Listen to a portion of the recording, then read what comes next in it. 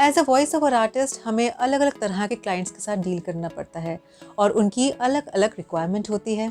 कई दफ़ा क्लाइंट की रिक्वायरमेंट ये भी होती है कि उन्हें ऑडियो फाइल्स जो है वो छोटे छोटे पार्ट्स में स्प्लिट करके यानी कि मल्टीपल फाइल्स में सेव करके उन्हें देनी होती है। लेकिन ये प्रोसीजर जो है बहुत टाइम टेकिंग हो जाता है, क्योंकि आपको एक कंप्लीट ऑडियो फाइल को छोटे छोटे पार्ट्स में स्प्लिट करके मल्टीपल फाइल्स में स्प्लिट करके उन्हें सेव करना होता है और फिर फाइनली आप उसे अपने क्लाइंट को सेंड करते हैं। लेकिन इस प्रोसीजर को हम ईजी तरीके से भी कर सकते हैं, जिसमें टाइम जो है वो काफ़ी कम लगता है, एफर्ट्स भी कम लगते हैं। कैसे करना है, चलिए लेकर चलती हूँ अपने कंप्यूटर स्क्रीन पर। तो यहाँ पर मैंने अपना ऑडेसिटी खोल लिया है और एक ऑडियो फाइल जो है वो भी यहाँ पर अपलोड कर ली है। अब यहाँ पर इस ऑडियो फाइल को मुझे जो है मल्टीपल पार्ट्स में स्प्लिट करके सेव करना है। एक चीज़ मैं आपको यहाँ पर क्लियरली बताना चाहती हूँ कि जैसे आप देख पा रहे हैं यहाँ पर जो वेव्स हैं, जो साउंड वेव्स जो आपको दिखाई दे रही हैं, ये छोटी छोटी पार्ट्स में है और इनके बीच में बहुत सारा गैप है। इसका मतलब ये है कि ये कंप्लीट सेंटेंसेस नहीं हैं। ये कुछ वर्ड्स बेसिकली ये अल्फ़ाबेट्स हो सकते हैं, नंबर्स हो सकते हैं, तो इनमें ज़्यादा जगह नहीं घिरती है। ये छोटे छोटे पार्ट्स में वेव्स में आपको दिखाई देते हैं। अब हमें क्या करना है, इनको मल्टीपल पार्ट्स में स्प्लिट कर कर सेव करने के लिए सबसे पहले हम जाएंगे यहाँ पर टूल्स पर क्लिक करते ही जाना है रेगुलर इंटरवल लेबल्स पर। इस पर क्लिक करेंगे। अब यहाँ पर नंबर ऑफ लेबल्स यानी कि हमें कितने पार्ट्स में अपनी इस फाइल को स्प्लिट करना है। सबसे पहले हम ये देखेंगे कि हमारे पास ये कितने पार्ट्स दिखाई दे रहे हैं। फॉर इंस्टेंस ये कुछ वर्ड्स हैं 1 2 3 4 5 6, तो ऑलमोस्ट 6 है, तो हमें इसके लिए 6 मल्टीपल फाइल्स चाहिए हैं। तो यहाँ पर हम 6 मेंशन करेंगे। नेक्स्ट आ जाता है लेबल इंटरवल सेकेंड्स में, यानी कि हमें अपने हर पार्ट को, अपने हर लेबल को, ये जितने भी 6 पार्ट्स हैं, इनको कितने सेकेंड्स में हमें लेकर आना है। तो मोस्ट प्रोबेबली अब हमें जो इन्हें सेव करना होगा, मैक्स टू मैक्स हम इसे 3 सेकेंड्स का कर लेंगे। तो यहाँ पर मैं मेंशन कर दूंगी 3।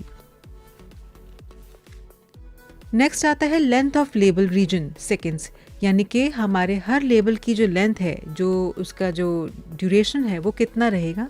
यहाँ पर भी हम 3 सेकेंड रख देंगे।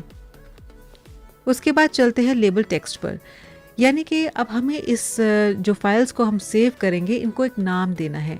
तो ये आप अपने हिसाब से कोई भी नाम दे सकते हैं। फॉर इंस्टेंस मैं इसे यहाँ नाम देती हूँ अल्फ़ाबेट्स। तो मैंने यहाँ पर नाम दे दिया है अल्फ़ाबेट और नीचे हम इसे ऐसे ही छोड़ देंगे, कुछ चेंजेस नहीं करने हैं। अब हम ओके पर क्लिक कर देंगे।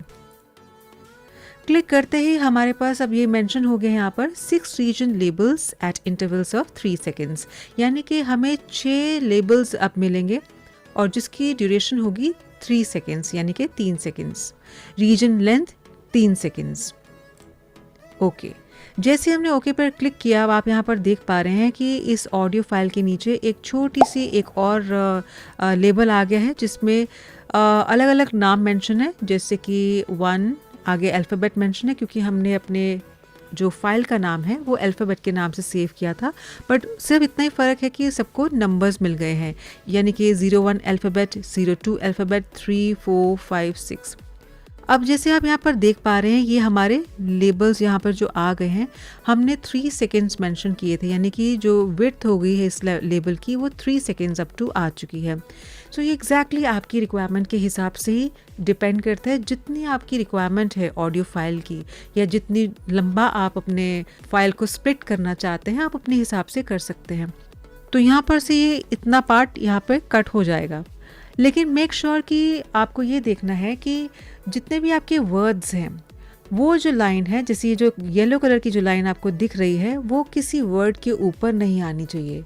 इन केस अगर ऐसा होता है, जैसे कि यहाँ पर आप देख पा रहे हो इस पार्ट पर ये जो लाइन है इस वर्ड के ऊपर आ रही है, तो ये ऑब्वियस सी बात है, यहाँ पर ये वर्ड कट जाएगा। तो ये हम इसे मैन्युअली ड्रैग करके इसे सेट कर देंगे। जैसे कि अब ये जो पार्ट है इसको हम स्लाइटली ड्रैग करके थोड़ा सा आगे ले आएंगे। तो मैन्युअली कुछ चीज़ों को आपको अपने हिसाब से भी सेट करना पड़ेगा। और मैं अकॉर्डिंगली इसे एडजस्ट कर लेती हूँ।